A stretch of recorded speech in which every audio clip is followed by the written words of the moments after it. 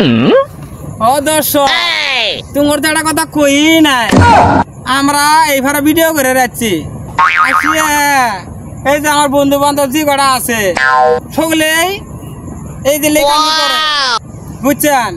তো আমাদের একটা চ্যানেল আছে, ইউটিউব চ্যানেল। ওই চ্যানেলটা সাপোর্ট করেন আপনারা। চ্যানেলটার নাম কি জানেন?